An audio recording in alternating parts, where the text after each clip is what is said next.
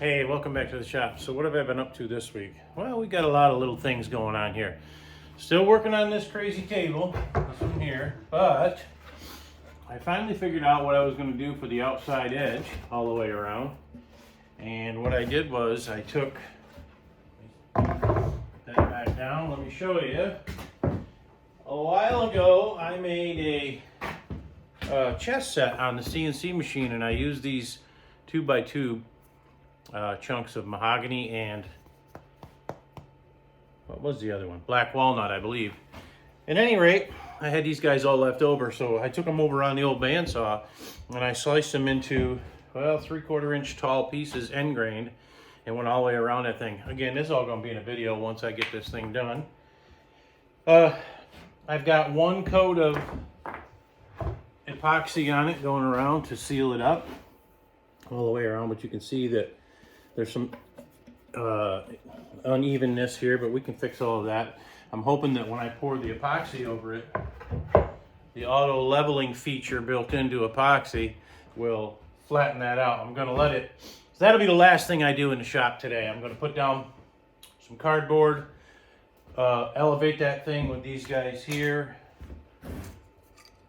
and then I will pour a heavy pour over the top and let it cascade down the sides, and fingers crossed that it comes out the way I want it to. All right, what else have I got going on? So I told you last week also I was making a sign with shell casings. I have some shells here, and as you can see, the way I do this is I drill some holes in the back side of the casing so that the liquid can go in and come out of the primer side, which is open. Obviously there's still a bullet in it, but there's no powder or primer, so these guys cannot explode. I was worried about that when I was talking about doing this the first time. I thought, you know, epoxy generates a lot of heat. If I encapsulate these in enough epoxy, would it be enough heat to ignite these and blow this piece in half and my hands and everything else? So I decided to tell my brother-in-law to empty the cases, which he did on the first sign. And this next case, obviously, he knew to send them empty, and then we drilled some holes in them. The holes go down, obviously. So there's that. Now, here's what I've carved. I got that all carved out. Obviously, crosshair, rifle, his name. The shells go in there. Let me... So that's 250, 22 250, if you can see that, I hope. They sit in there like that. Right now, we're down to the point where I'm going to paint this thing. So the way this guy gets finished is, first thing we're going to do is use some acrylic paint. That's the best way to seal. I'll go in there with the acrylic paint and paint around it all. Then I'll come back through and sand it all off to sharpen the lines. Then I'll take some, what's it called? It's stain, but it's a specific stain. And if I could find it, which I can't, I guess I'll just tell you that it is gun stock. So everything has a theme here. This is a gun project. We have a gun stock stain that makes the wood look like the gun stock. And then we start putting in the layer after layer after layer of epoxy. Now, before I do that, obviously, I make a frame. The last one I used black walnut. This one I may use Sapellion.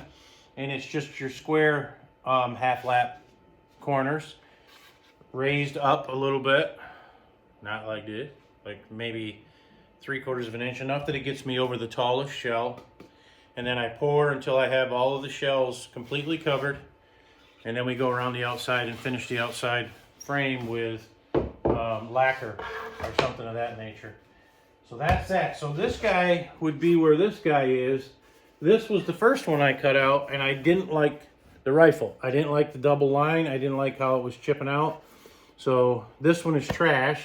This one has been sanded, but once that gets painted, that'll get sanded. Then we're back to this step, and we can continue. This now becomes, I don't know what it becomes. It becomes something I can toss over here. But we are down to the painting of this. I can show you how that goes a little bit. Lower this guy down. Lower this guy over here, like so. Bring a stool in so I have something to sit on. Atlas, again, barking, helping. Let me zoom this in a little bit so you can see a little better. I've gotten in trouble for that before.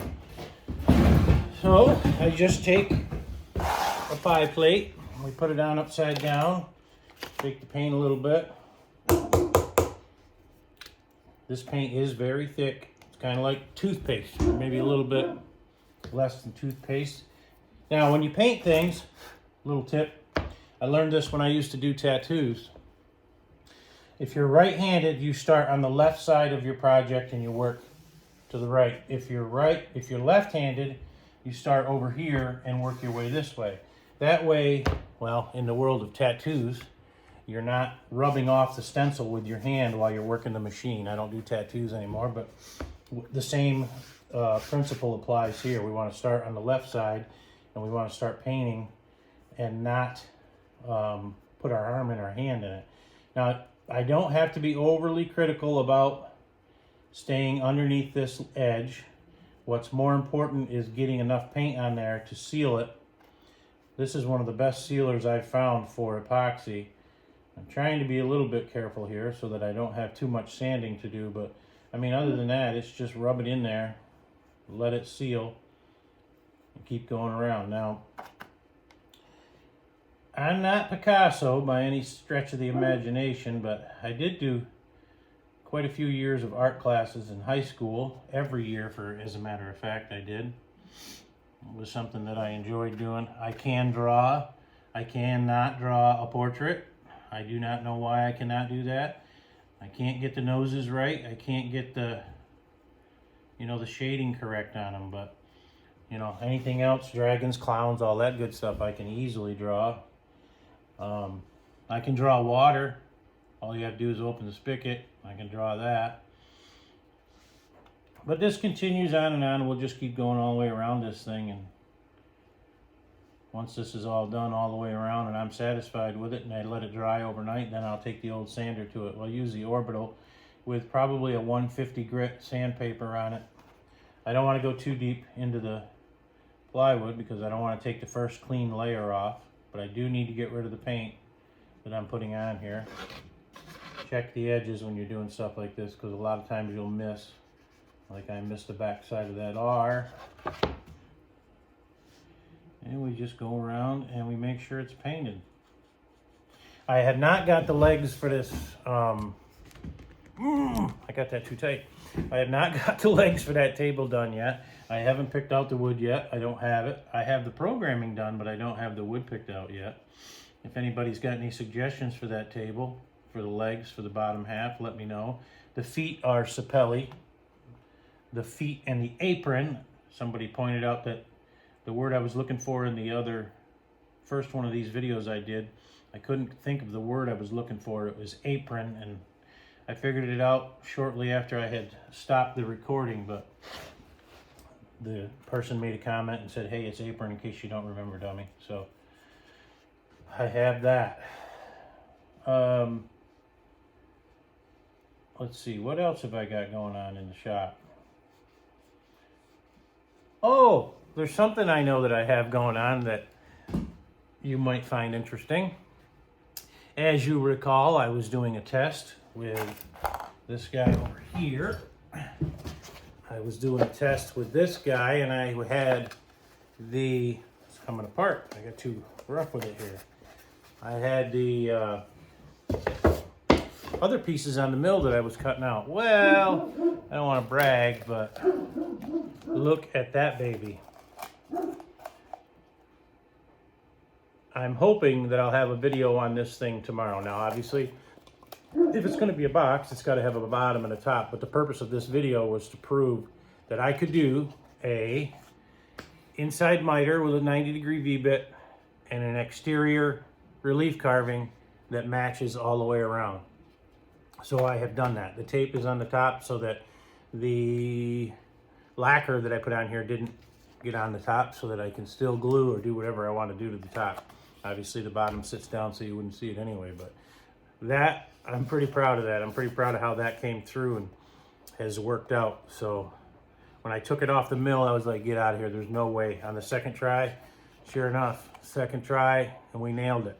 So I said this was going to be a coffee box. I was going to use it for my coffee grinder, but in order to do that, I have to cut a drawer in the side of it.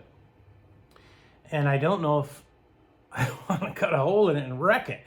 So it may end up being just a decorative piece, or what I may do is make a top that I can remove and make it so that somehow the grinder is connected to the top, so I can lift it off and I can just dump this into the pour through coffee maker or whatever other kind of coffee maker I'm using. But I do not want to cut a drawer hole in the side of that thing. It's too pretty. So again, though, I am really stoked on that came out that well, that quickly, and that easily. Anyway, back to playing Picasso here. If there's any comments, anybody has anything that they want to let me know, put that down in the section below. Again, all of this is a precursor to trying to go live. Lisa does not have James today, but she's in the house. She had to run James over to his other grandparents. Tessa, his mother, Tessa's mom. Her name is actually Lisa as well. We like Lisas around here. She wanted to spend some time with James today, so my Lisa took him over there, and she is babysitting for the day. Now I said don't do this and put your hand in there and you see me turning it. Maybe you can't see me turning it, but I am turning it because of this circle. I shouldn't be doing that. But yeah, if you've got any comments, anything you want me to answer, anything that you have a question about, again, I'm hoping that tomorrow I will have that. See, look at, that's how you get paint all over your stuff when you don't do what you're supposed to do. I'm hoping that tomorrow I'll have this box video up explaining how I did it, how I programmed and all that, if I can get it done in time. What else? Keep your fingers crossed for me that this guy works out well so I don't have to cut it a third time. You do need to make sure that that paint is all the way up to the edge, because it will not look good if it isn't. Clinton Caraway has some construction going on over at his place. It looks like that's going well. If you happen to be watching this, Clint, congratulations. I'm glad that's working out for you. Clint was involved in that bad storm we had a year ago. I think it was last year, that devastated western North Carolina pretty bad. I believe his home was affected by that, and he's doing some construction around it. So congratulations to him. I'm glad that he's getting his stuff back together.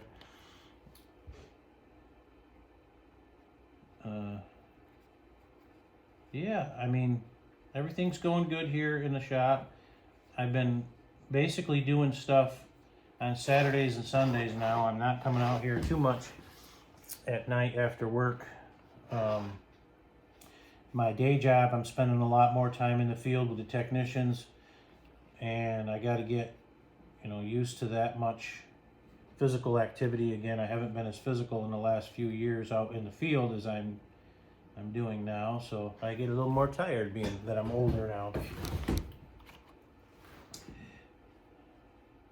But I appreciate everybody that's tuning into these talks. I should probably come up with an agenda for what I want to talk about. I thought about looking up some woodworking history or anything of that nature. I could tell you about my history. So my grandfather was a finished carpenter for 30 years. He could do things with a coping saw that would make your head spin. He would cope cove molding on his leg. Just eyeball it, and he would nail it almost every time. He just on his leg and just coping it with a coping saw, the old timer way, and it would come out damn near perfect every time. So he was a woodworker, and my dad was a dairy farmer who later in life, when he got done milking the cows and my brother took over the farm, he got into refinishing furniture. But through my entire life, I have been always building things and making things. On the farm, I would go and make tree houses and things like that. I had built a fort, for the lack of a better term. That's what we used to call them when we built them. I made a fort in the rafters of one of my father's pole barns. And then to get into that thing, you would climb up the inside of the overhead door. You'd use the frame panels of the door, and you'd climb up and go into an opening that I had made in it. I spent an entire summer out there in that thing, sleeping in there at night. It was my own little house up in the rafters of the pole barn. If you asked me to do that today, carry all that wood and that lumber up into rafters just to have some place to hang out, I probably wouldn't do it. But that's what I got going on in here this week. Fingers crossed that I will have that video up tomorrow on that box. Doing this rifle, the back end of it, you might as well forget it. You're never going to keep the paint inside the line unless you're going to take 6 days to paint this thing.